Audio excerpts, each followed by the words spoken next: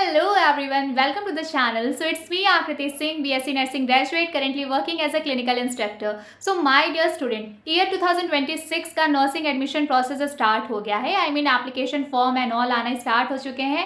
तो BSc nursing और GNM nursing की अगर हम बात करें तो आज के टाइम में बहुत ही ज़्यादा ट्रेंडिंग कोर्स है, क्योंकि जॉब अपॉर्चुनिटीज़ नर्सिंग में बहुत ही ज़्यादा है. तो मोस्ट ऑफ द स्टूडेंट्स यही सोचते हैं कि किसी तरीके से नर्सिंग हो जाए, उसके बाद तो गवर्नमेंट जॉब आराम से मिल ही जाएगी. तो गवर्नमेंट जॉब की क्या रियलिटी है, इसके रिगार्डिंग भी मैं एक वीडियो जल्दी ही अपलोड करूंगी. बट इस वीडियो में मैं आपके साथ स्कॉलरशिप की A to Z detail share करने वाली हूं. और एक चीज़ मैं आपको बता दूं कि देखो, मैं यूपी से हूं और मैं यूपी बीएससी नर्सिंग में या फिर यूपी जीएनएम नर्सिंग के स्टूडेंट्स का स्कॉलरशिप मिलने का क्या क्राइटेरिया है उसके रिगार्डिंग बात करूंगी. और स्कॉलरशिप की जो पॉलिसी है वो स्टेट गवर्नमेंट के अंडर होती है. तो मे बी मैं जो इन्फॉर्मेशन आपके साथ शेयर करूं, मे बी वो क्राइटेरिया आपके स्टेट में फॉलो ना हो. बट जहां तक मेरी इन्फॉर्मेशन है, मुझे इन्फॉर्मेशन है, ऑलमोस्ट सभी स्टेट में स्कॉलरशिप की सेम पॉलिसी अप्लाई होती है. तो मैं जो इन्फॉर्मेशन आपके साथ शेयर करूंगी, आप अगर यूपी के अलावा किसी अदर स्टेट के हो तो आपके स्टेट में स्कॉलरशिप का यही सेम प्रोसेस है या फिर डिफरेंट है कुछ, तो प्लीज़ कमेंट सेक्शन में बताइएगा, जिससे अदर स्टूडेंट्स को थोड़ा और ज़्यादा आप कह सकते हो कि गाइडेंस मिल सके, इन्फॉर्मेशन मिल सके. तो चलो ठीक है, अभी फटाफट से चैनल को सब्सक्राइब करके बेल आइकन पे क्लिक कर लो. एंड मोस्ट इंपॉर्टेंट, चैनल को प्लीज़ सब्सक्राइब करना और इस वीडियो को पूरा एंड तक देखना, क्योंकि बहुत बार ऐसा होता है ना कि स्टूडेंट्स वीडियो को एंड तक नहीं देखते हैं और सेम वही क्वेश्चन आकर के कमेंट सेक्शन में पूछते हैं, जो मैं ऑलरेडी वीडियो में बता चुकी हूँ. तो इसलिए वीडियो को एंड तक देखना, ताकि आपको पूरा क्लियर एग्जैक्ट इन्फॉर्मेशन मिले नर्सिंग में स्कॉलरशिप के रिगार्डिंग. ओके, सो अब हम बात कर लेते हैं नर्सिंग में स्कॉलरशिप का क्या है. तो देखो, बीएससी नर्सिंग या फिर जीएनएम नर्सिंग की हम बात करें, जैसे कि मैंने पहले बता दिया है कि भाई इस टाइम ना बायो वाले स्टूडेंट के लिए बड़ा ही ट्रेंडिंग सा कोर्स है. लाइक करियर अपॉर्चुनिटीज़ बहुत स्टेबल होती है इसमें, इसको कंप्लीट करने के बाद कुछ ऐसा है इसलिए. तो फिर मैं एक चीज़ आपका क्लियर कर दूं कि देखो, स्कॉलरशिप की नीड इसलिए स्टूडेंट को पड़ती है कि जब कोई कोर्स बहुत ही ज़्यादा ट्रेंडिंग में आता है तो ऑटोमेटिकली उसकी डिमांड बहुत ज़्यादा बढ़ जाती है. तो ऐसे सिचुएशन में क्या होता है कि जो प्राइवेट कॉलेजेस की फ़ीस होती है वो भी इंक्रीज हो जाती है. और नर्सिंग डिमांडिंग कोर्स है, बट हमारे इंडिया में एजुकेशन का एक और भी तो बड़ा प्रॉब्लम है कि भाई नंबर ऑफ कैंडिडेट्स जितने ज़्यादा अपीयर होते हैं, उसके कंपैरिजन में नंबर ऑफ गवर्नमेंट सीट्स बहुत ही ज़्यादा कम होती है. तो इट इज़ ऑब्वियस कि हर एक स्टूडेंट को गवर्नमेंट नर्सिंग कॉलेज की सीट नहीं मिल सकती.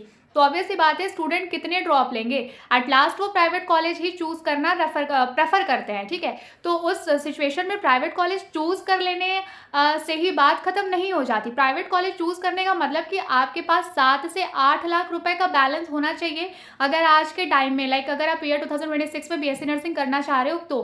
क्योंकि मैं ईयर 2021 से लेकर के ईयर 2025 तक के बैच का मेरा कोर्स था 4 साल का. तो उस टाइम पे जो मेरा फ़ी था वो पूरा 4 साल का अप्रॉक्स 5 लाख रुपीज़ था, जस्ट कॉलेज फीस. ठीक है, और मैं प्राइवेट कॉलेज से ही पढ़ी हूँ. तो उसके अलावा आप हॉस्टल का अलग करो, हॉस्टल का 2 से ढाई लाख रुपए. तो मैं हॉस्टल में नहीं रहती थी, मैं रेंट पे रूम लेकर के रहती थी. तो मेरा 4 साल में अप्रॉक्स 2.5 लाख के अराउंड आया था कुछ एक्सपेंसेस. इसके अलावा बहुत सारे असाइनमेंट्स एंड ऑल ये सारी चीज़ें होती हैं.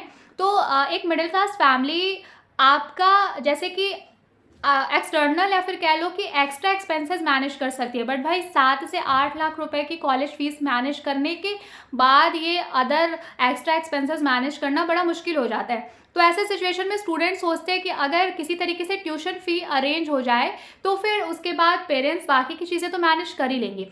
तो इसलिए बच्चों के मन में स्कॉलरशिप को लेकर के बहुत ही ज़्यादा क्यूरियोसिटी होती है और एक होप होती है कि जैसे तैसे एडमिशन ले ले, फिर गवर्नमेंट के साइड से स्कॉलरशिप तो आ ही जाएगी.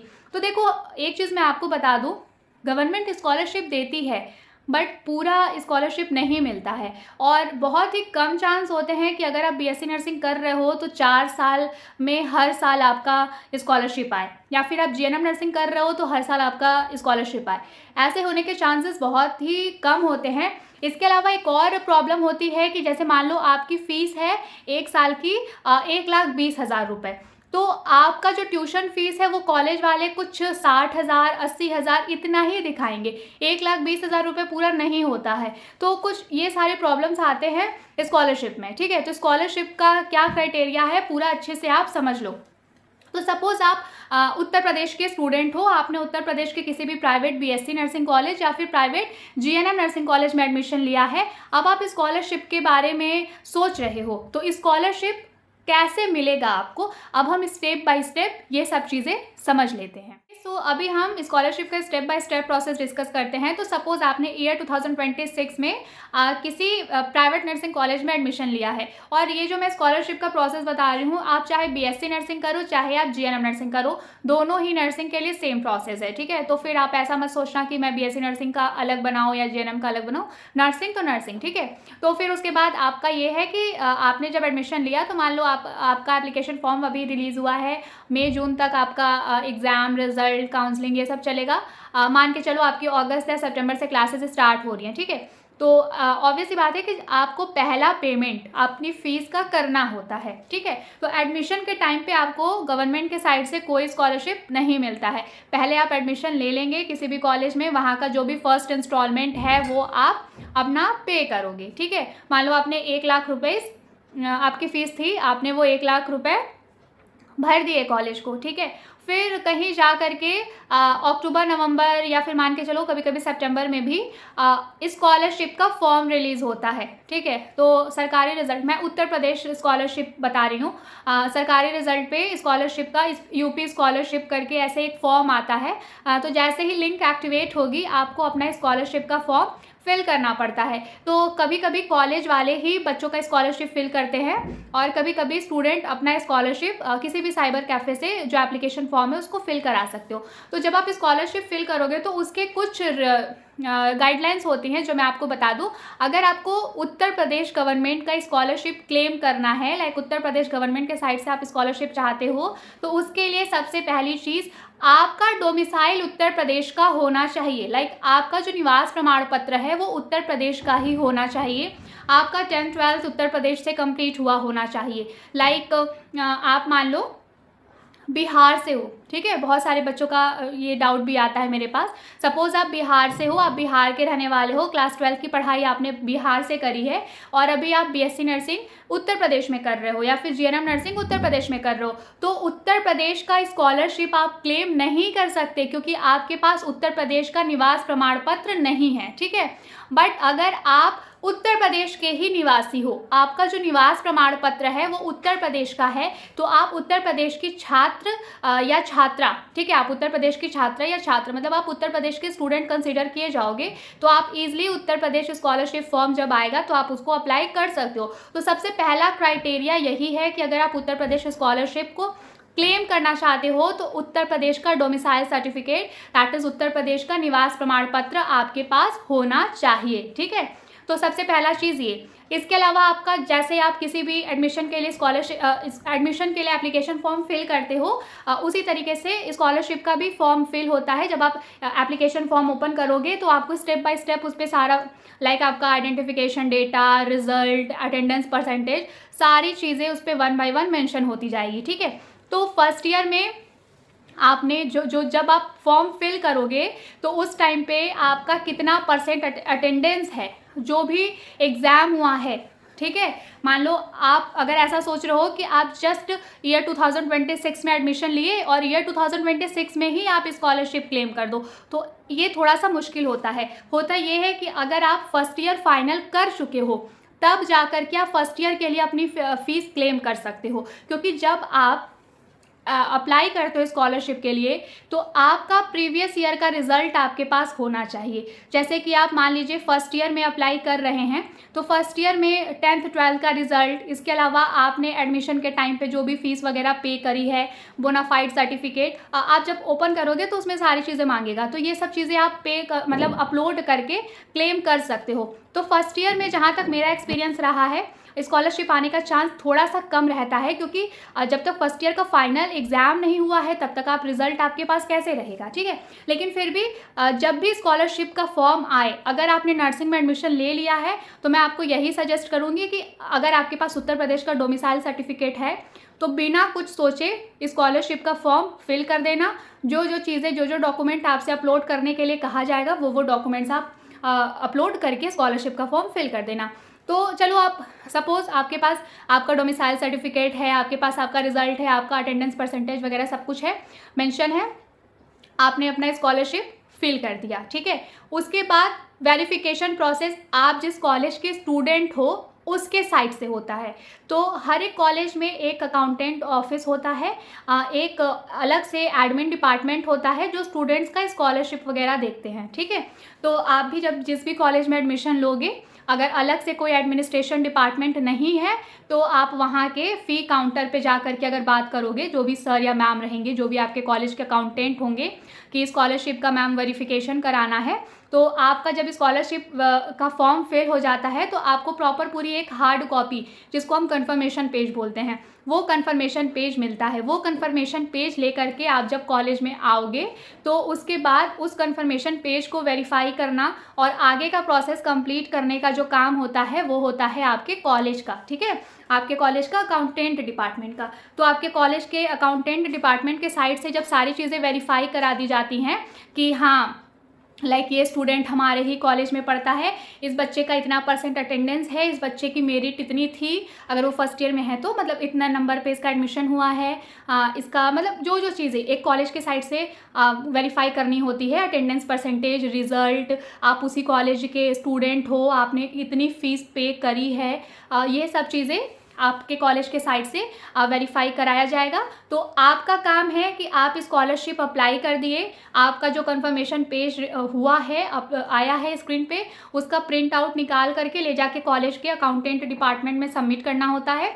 फिर आगे का प्रोसेस वो आपके कॉलेज वाले वेरीफाई करते हैं, आपका डोमिसाइल, आप उसी कॉलेज के स्टूडेंट हो, आपका फ़ी रिसिप्ट वगैरह वगैरह वो आपको बताएंगे कि क्या क्या चीज़ें चाहिए, फ़ोटो चाहिए, ठीक है, थंब इम्प्रेशन चाहिए, तो जो भी चीज़ों की ज़रूरत पड़ेगी आपके कॉलेज के साइड से आपको बताया जाएगा।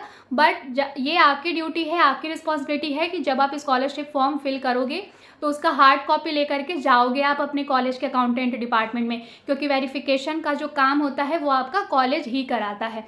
तो 2 स्टेप मान लो, दोनों स्टेप आपका सक्सेसफुली कंप्लीट हो गया। आपने अपने साइड से साइबर कैफ़े से स्कॉलरशिप का फॉर्म अप्लाई कराया और फिर वेरिफिकेशन के लिए हार्ड कॉपी कॉलेज में सबमिट कर दी, आपके कॉलेज ने भी अपने साइड से वेरिफिकेशन का प्रोसेस कंप्लीट करा दिया। अब डिपेंड करता है, स्कॉलरशिप आपको तभी मिलेगी जब गवर्नमेंट के पास प्रॉपर कह लो या फिर पर्याप्त मात्रा में फंड रहेगा। क्योंकि बहुत बार ऐसा होता है कि देखो, मैं किसी कास्ट को कुछ टारगेट नहीं करना चाहती, बस मैं अपना मतलब कि एक्सपीरियंस आपके साथ शेयर कर रही हूँ।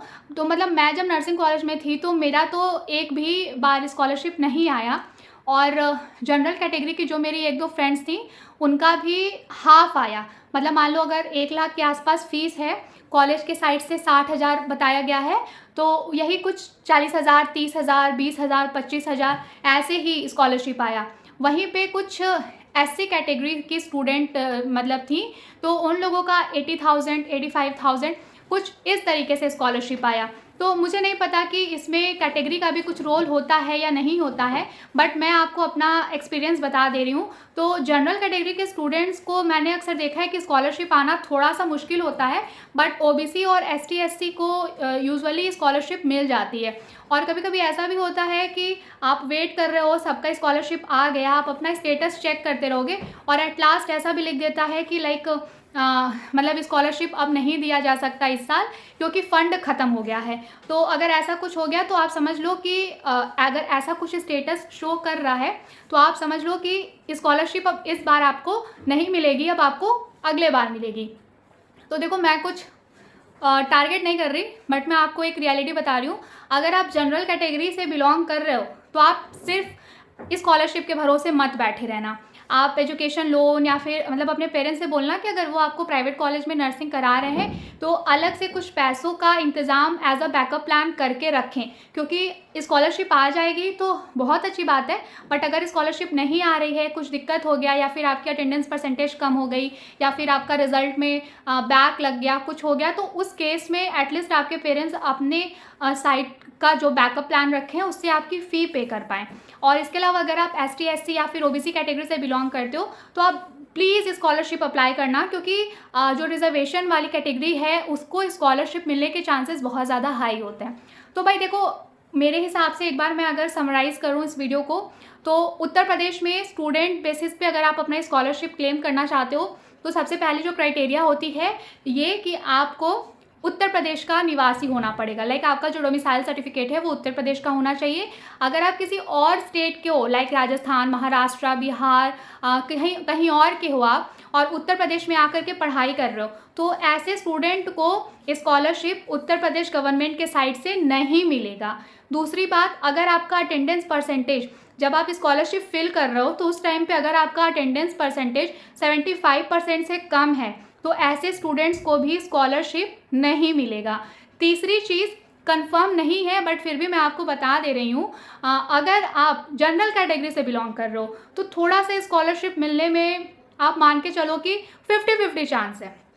आ भी सकता है, नहीं भी आ सकता है। बट अगर आप किसी रिजर्व्ड कैटेगरी से बिलोंग करते हो, जैसे कि ओबीसी, एसटी, एससी, तो ऐसे केसेस में आपको आपका कास्ट सर्टिफिकेट भी स्कॉलरशिप फॉर्म फिल करते टाइम वहाँ पे अटैच करना होता है, और सब कुछ वेरीफाई होने के बाद मोर दैन 80% चांस होता है कि आपको स्कॉलरशिप मिल जाए।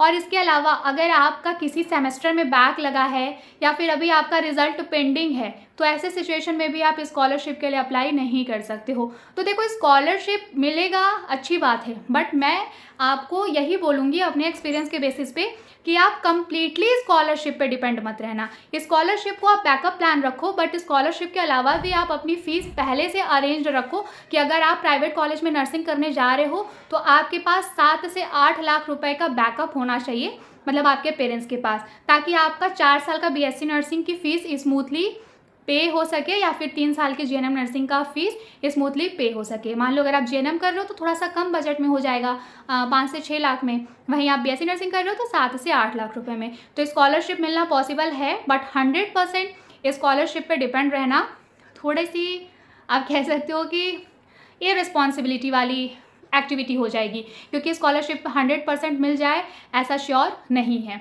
तो स्कॉलरशिप के रिगार्डिंग मेरे पास जितनी इन्फॉर्मेशन थी मैंने कोशिश की है कि इस वीडियो में मैं आपके साथ शेयर करूं। वीडियो कैसी लगी मेरे को कमेंट सेक्शन में ज़रूर बताना। एंड एक चीज़ मैं फिर से बता दे रही हूँ यार, मैं जनरल कैटेगरी या फिर रिजर्व्ड कैटेगरी को टारगेट नहीं कर रही हूँ। मेरा सिंपल सा फंडा था, मेरे पास जो मेरा एक्सपीरियंस था वो मैंने आपके साथ शेयर किया, ठीक है। तो प्लीज़ आप इस चीज़ को निगेटिव वे में मत लेना। और बाकी अगर आप किसी दूसरे स्टेट से हो तो स्कॉलरशिप का उधर क्या रूल रेगुलेशन है, क्या क्राइटेरिया है, क्या गाइडलाइन है, कमेंट सेक्शन में प्लीज़ बताइएगा, ताकि और भी बच्चों को प्रॉपर गाइडेंस मिल सके। So thank you so much for watching this video. और नेक्स्ट वीडियो कौन से टॉपिक पे चाहिए ये भी आप मुझे कमेंट सेक्शन में ज़रूर बताइएगा। और अभी तक चैनल को सब्सक्राइब नहीं किया है तो सब्सक्राइब करके बेल आइकन पे क्लिक कर लो भाई, तभी तो सारी अपकमिंग इन्फॉर्मेटिव वीडियोज़ की इन्फॉर्मेशन आपको मिलती रहेगी। तो चलो ठीक है, अपना ध्यान रखो, मन लगा के पढ़ाई करते रहो। हम जल्दी मिलेंगे नेक्स्ट वीडियो में।